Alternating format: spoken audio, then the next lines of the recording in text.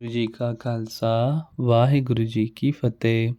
जन्म साखी 10 गुरुओं की सूरज प्रकाश ग्रंथ साखी गुरु गोविंद सिंह जी की। पत्थर तथा पताशे से शिक्षा।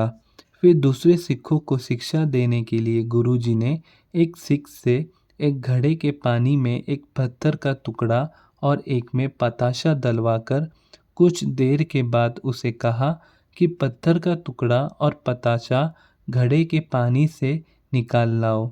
घड़े में हाथ डालकर सेवादार सिख ने कहा कि महाराज, पत्थर का टुकड़ा तो मिल गया है परंतु पताशा नहीं मिला। इस प्रथा गुरुजी ने सिख सेवकों को बताया कि देखो, पताशा जो कोमल और मीठा था वह पानी की संगत करके उसके साथ मिल गया है, परंतु पत्थर का टुकड़ा जो कठोर और बेरस था वह जो क्या तो ही रहा है, उस पर पानी की संगत का कोई असर नहीं हुआ। इसी तरह हमारे पास रहने वाले कुछ सेवक हैं जिन पर हमारी संगत का कोई असर नहीं हुआ, वे ईर्ष्यावादी ही रहे हैं, परंतु कुछ सिंह हमारे संगत करके पताशे की तरह मीठे तथा कोमल हो गए हैं। धन श्री गुरु गोविंद सिंह जी महाराज। मेंढक का प्रमाण। यह सेवादार मेंढक के सामने है जिसका निवास पानी में कमल के फूलों के साथ होता है, परंतु वह गुण रूपी कमल को छोड़कर अवगुण रूपी जाल ही खाता है। गुरु जी के इस प्रकार के वचन सुनकर दूसरे सिख सेवक भी नम्र होकर गुरु संगत की सेवा करने लगे। धन श्री गुरु गोविंद सिंह जी महाराज। भीमचंद की कोटि संधि। राजा भीमचंद ने गुरुजी से सिंह कर लेने के बाद अपने मंत्रियों को कहा कि गुरुजी के साथ अन्य प्रकार का मेल ही रखो, परंतु जब भी दवा लगे इनको आनंदपुर में से निकाल देंगे। यह संधि करके उसने अपने मंत्री पुरोहित परमानंद को गुरुजी के पास भेज दिया और उसे समझाया कि गुरुजी का सब तरह के भेद लेकर प्रतिदिन मुझे भेजते रहना। इस हुक्म के अनुसार परमानंद को गुरु दरबार में भेजकर राजे की ओर से 2 बंदूकें और एक घोड़ा गुरुजी को भेंट करके प्रार्थना की कि राजा भीमचंद सदा ही आपके साथ मेल मिलाप रखने का इच्छुक है। तदुपरांत वजीर गुरुजी के पास बड़े प्रेम से रहने लगा और दोनों समय गुरु दरबार में उपस्थित होकर बड़ा प्रेम व्यक्त करता।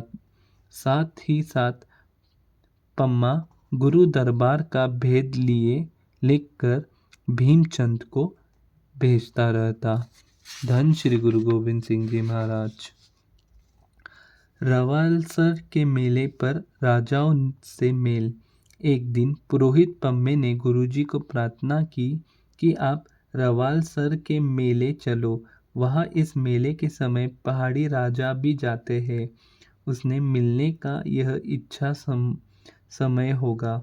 गुरुजी उसकी सलाह मानकर मेले में जाने के लिए तैयार हो गए। आप जी के साथ माता गुजरी जी और आपकी पत्नी सुंदरी जी और जीतो जी भी तैयार हो गए।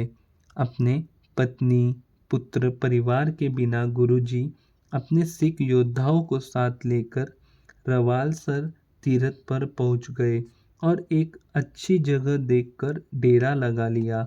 उधर पहाड़ी राजा सभी पहुंच गए और अपने अपने डेरे लगाकर ठहर गए।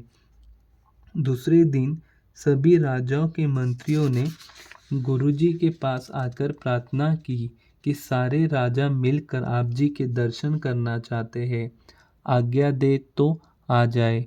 गुरुजी से आज्ञा लेकर सारे राजा बड़े सज धज के साथ अपनी अपनी भेंटा लेकर गुरुजी के दीवान में आए और भेंट अर्पण करके तथा योग्य सामान के साथ अपने अपने स्थान पर बैठ गए। कुशल प्रसन्नता पूछकर फिर नीति और सामाजिक बातें करके सबने अपनी पिछली गलती की क्षमा मांगी और आगे से आपके साथ मेल मिलाप रखने के लिए प्रण लिया। तदुपरांत इन राजाओं की रानियों भी गुरुजी के दर्शन करने आई और पूरे सम्मान के साथ दर्शन परस कर गुरुजी की खुशियाँ प्राप्त करके अपने डेरे को चली गई। धन श्री गुरु गोबिंद सिंह जी महाराज। वाहिगुरु।